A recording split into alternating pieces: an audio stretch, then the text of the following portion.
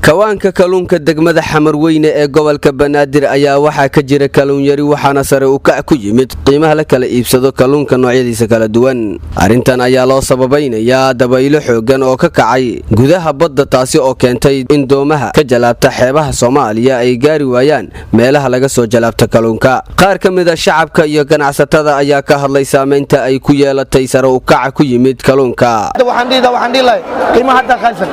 kiiladii jeedarkood wuxuu maraa $6 yumbiin wuxuu maraa $7 hadaan waxaas qiimaas ma siiyeen wallahi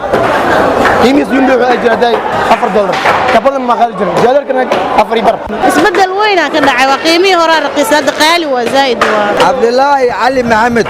badda ku cunaya andaan daweela jirto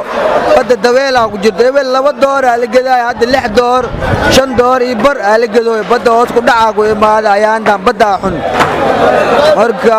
badda zaid sicir barar weyn jira ebel kiil $2 la gaday hadda $6 la gadooya marka wallahi badda daweel ku jirta badda